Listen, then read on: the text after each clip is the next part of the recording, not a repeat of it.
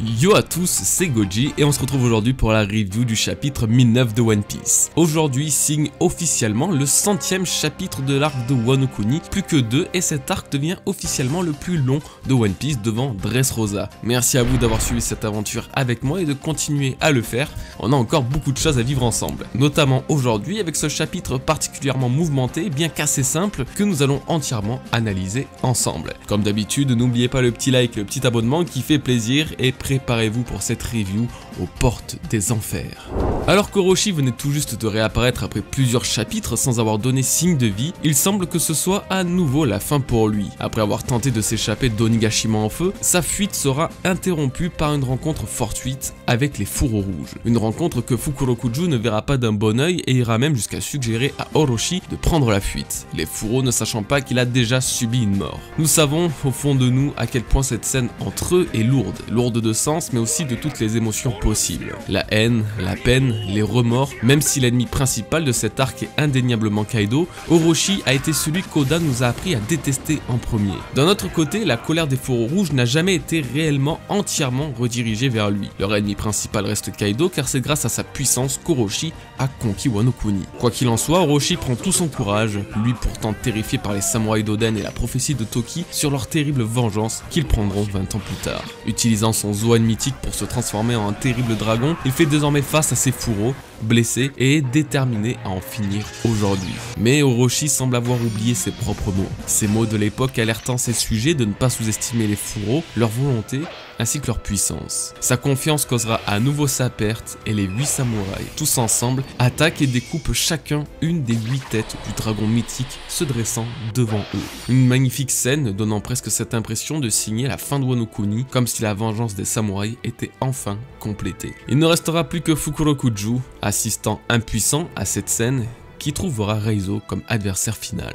Déjà concernant Reizo et Fukurokuju, je suis ravi d'avoir enfin un combat parmi ces deux-là. Ils semblent avoir un lourd passé en commun et dans la grosse vidéo sur les combats d'Onigashima que j'ai réalisé l'année dernière, j'avais justement insisté sur un duel entre les deux. Au final, pas mal des combats que j'avais imaginés ont fini par se réaliser, pas tous certes, mais ça reste très intéressant. Ce qui va réellement nous intéresser pour le coup, c'est le cas d'Orochi. Que faire? Que penser? Un coup il meurt, un autre coup il réapparaît, il remeurt par la suite. Bref, j'avoue ni comprendre, ni forcément aimer ce traitement car une fois de plus, on ne sait pas ce qu'on doit en penser. S'il est vraiment mort, eh bien ça reste une très belle scène, on a déjà tous pensé au moins une fois aux fourreaux rouges découpant chacun une tête du dragon et Oda a enfin exaucé notre souhait. Mais si c'est pour le faire mourir si tôt après sa résurrection, pourquoi simplement l'avoir tué une première fois? L'hypothèse d'Iori, qui serait celle venant à bout d'Orochi que j'ai dévoilée dans ma dernière review, semble vous avoir beaucoup plu. Malheureusement, il est actuellement peu probable qu'elle se réalise, sauf si Oda fait revivre Orochi une deuxième fois pour le tuer, une troisième fois. Là encore, il faudrait déterminer l'origine de sa première résurrection. Au tout début, Fukurokuju disait à Orochi que les fourreaux n'étaient pas au courant de sa première mort, ce qui peut donc signifier deux choses. La première est que tout simplement, le Zoan mythique d'Orochi accorde un pouvoir particulier et supplémentaire qu'un Zoan normal. En l'occurrence, le concernant, ça serait une vie supplémentaire. Sa tête principale peut être coupée une fois, son fruit lui permettra de la repousser. Une autre exécution signerait cependant la fin de sa vie. Ou alors, autrement, le Yamata no Orochi octroierait autant de vie que le serpent n'a de tête, c'est-à-dire 8. Orochi pourrait donc potentiellement mourir 8 fois. La deuxième option serait que ce soit justement Fukurokuju qui soit à l'origine de sa première résurrection. Dans la mythologie shinto japonaise, Fukurokuju est l'une des 7 divinités du bonheur. Son pouvoir est très spécial tout en étant unique au sein de ces 7 divinités puisqu'il lui permet de faire revivre les morts. Il se peut alors que Fukurokuju, vu l'allégeance qu'il porte à Orochi, ait utilisé son unique pouvoir pour le faire revivre. Cependant, on touche à un bail très spécial de One Piece. Créer un pouvoir pouvant ressusciter un mort serait la porte ouverte à de nombreux délires comme faire au hasard, ressusciter Goldie Roger.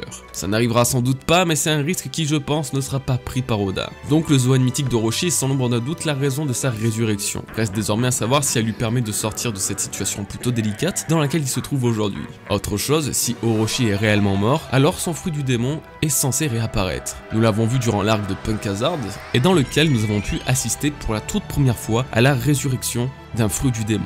Admettons alors qu'aujourd'hui Orochi est réellement mort et que son fruit, le Ebi Ebi no Mi, modèle Yamata no Orochi, se réincarne quelque part sur Wano Kuni. Ça serait le deuxième fruit du démon avec le Toki Toki no Mi à réapparaître quelque part sur cette île, reste à savoir du coup s'il serait consommé ou non. Souvenez-vous, à la fin du dernier chapitre, nous avons retrouvé les supernovas pour la première fois depuis plusieurs semaines après que Kaido ait utilisé sa forme hybride. Elle nous a été révélée la semaine dernière, aujourd'hui elle passe à l'action. Le titre de ce chapitre, l'enfer, est alors parfaitement adapté en voyant la puissance dégagée par ce duo infernal que composent Kaido et Big Mom.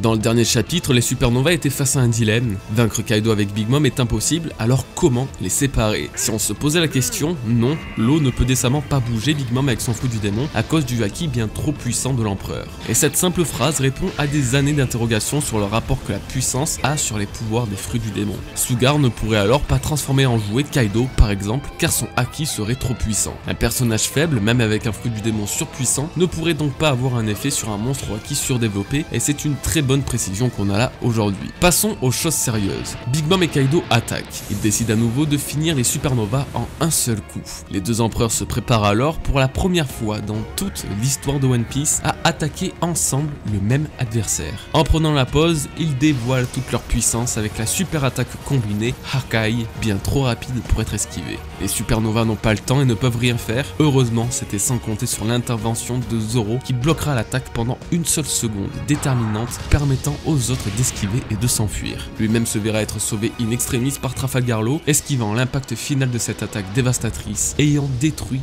une partie d'Onigashima. Ce que nous venons de voir à l'instant est sans l'ombre d'un doute l'attaque la plus puissante qui nous a été donnée de voir dans toute l'histoire de One Piece. La force dégagée par un seul Yonko est déjà bien au-delà de tout ce que l'on peut imaginer, alors deux et des plus puissants, c'est du jamais vu. Plus encore, pour la première fois, je pense qu'il s'agit d'une attaque provenant de leur haki des rois. Hakai se traduit littéralement par conquérant des mers et utilise le même kanji que l'utilise le mot Aoshoku no Haki, le haki des rois. L'attaque lancée par les deux empereurs serait donc la matérialisation, non pas seulement de leur haki de l'armement, mais surtout de leur haki des rois. En tout cas, cette pose légendaire vous aura sans doute rappelé celle de Dory et Brogy que nous avons pu voir il y a de cela 21 ans sur Lilol Garden. Si à cette époque on trouvait leur puissance colossale, il est indéniable qu'aujourd'hui, Kaido et Big Mom nous ont prouvé qu'il n'y a pas besoin d'être un guerrier d'Elbaf pour déverser une puissance aussi cataclysmique. Ce qui est encore plus incroyable est que Zoro ait pu contenir cette attaque ne serait-ce que pendant une seule seconde. Actuellement, et parmi les supernovas, c'est sans doute celui ayant démontré le plus de puissance face au Yonko. Préparons-nous, si Oda le met autant en avant, c'est que Zoro va vraiment nous sortir une grosse masterclass à la fin de cette guerre. Que ce soit le retour d'Ashura ou autre, il est actuellement à son sommet, pourtant il a encore une grosse marge avant d'atteindre son rêve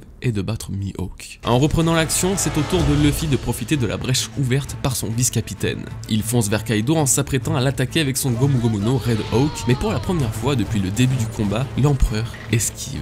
Il ne cherche pas à encaisser le coup de Luffy, ce qui n'aura pas échappé à ce dernier, il a trouvé son point faible et Kaido le sait. Bien qu'il cherche à mourir depuis son introduction, ses plans semblent avoir quelque peu changé et Kaido pourrait avoir envie de profiter plus longtemps de son combat contre le futur roi des pirates. Je remarque surtout que les deux attaques ayant blessé Kaido sont liées à l'élément du feu. Alors est-ce un hasard ou le dragon ne sera vaincu que grâce au pouvoir des flammes? Kaido dévoile là encore l'étendue de la puissance de sa forme hybride. Il utilise son kanabo pour porter un coup à Luffy qui parviendra à le bloquer à l'aide de son haki d'armement. Il enchaînera en l'attaquant avec son Borobresse qui peut désormais utiliser sans être en forme draconique complète. Sans laisser une seule seconde de répit, c'est une nouvelle attaque que Kaido utilise, faisant déferler la foule sur Luffy. Pendant que Luffy affrontait son adversaire, le reste des supernovas continue à chercher des moyens pour isoler les deux monstres. Face à Big Mom, il n'y a pas beaucoup d'autre choix que de la séparer de ses trois plus puissants homies. Kid et Law s'attellent à contrôler Zeus, Big Mom se retrouve désarmée, mais là encore, mieux vaut ne pas sous-estimer l'une des plus grandes pirates du monde. De sa force physique herculéenne, elle attaque Kid le mettant à terre. Une aubaine pour ce dernier qui enrobera le bras de Big Mom de tout le métal qu'il dispose grâce à son fruit du démon et utilisera sa technique Ripple pour repousser ce métal au lieu de l'attirer, ce qui aura pour effet de projeter Big Mom en l'air. Law profitera de cette occasion pour l'attaquer en lui envoyant un gigantesque rocher déviant sa trajectoire. C'est ainsi que Big Mom, sans s'en rendre compte, se retrouve à chuter hors du sommet de Nagashima en direction de la mer. Les supernovas ont accompli leur premier objectif qui viendra clôturer ce 1009e chapitre de One Piece. Alors, la fin semble tout de même étrange. Il y a de cela quelques chapitres, nous avons pu constater qu'Onigashima était très proche du mont Fuji, de la capitale des fleurs, ce qui signifie qu'ils doivent actuellement être très loin de la mer, ce qui remet totalement en question l'avancée de l'île d'Onigashima sur Wano Kuni. Ce qui est quasiment sûr d'ailleurs est que cet événement marquera l'arrivée, ou du moins le retour, de l'équipage de Big Mom. Il ne faut pas oublier qu'ils sont encore censés être autour de Wano Kuni, et si Big Mom a été éjecté, seul son équipage pourra la sauver. Malgré tout, j'ai du mal à ne pas y trouver un gros parallélisme avec leur introduction sur Wano Kuni. Big Mom qui tombe dans la mer après avoir été éjecté de la cascade, menant ainsi à sa confusion et son amnésie pendant plusieurs chapitres. Et si actuellement cela recommençait? Et si la chute de Big Mom lui provoque un nouveau traumatisme, une nouvelle perte de mémoire, mais par-dessus tout, le retour de sa bienveillance? Il y a de ça pas si longtemps encore, elle était capable de tout pour protéger la petite Otama, allant même jusqu'à combattre Queen. Si elle revenait, elle serait donc la plus grande puissance capable d'affronter Kaido. Au lieu de se battre contre les supernovas, elle se battrait avec eux et sera celle qui ouvrira une brèche pour vaincre Kaido. Car soyons sérieux, jamais les supernovas ne pourraient vaincre ces deux monstres simultanément. Et si Oda veut réellement garder une logique scénaristique, alors évincer Big Mom du combat ou alors la faire changer de camp seraient les seules solutions pour donner à Luffy une victoire beaucoup plus logique. Pour la première fois, les choses bougent vraiment à la faveur des supernovas et la suite sera totalement déterminante pour eux. Cependant, si elle parvient à retrouver sa place auprès du dragon, alors l'enfer serait une vraie balade pour les supernovas. Merci à vous d'avoir regardé cette courte review, c'est un chapitre qui aura beaucoup plus laissé part au combat qu'à la parlotte. Je vous prépare une très grosse théorie sur un sujet que vous allez sans doute surkiffer, alors n'oubliez pas de vous abonner les bros pour n'en rater aucune miette. Je vous dis alors à très bientôt, passez un très bon week-end et surtout, portez-vous bien, peace les bros.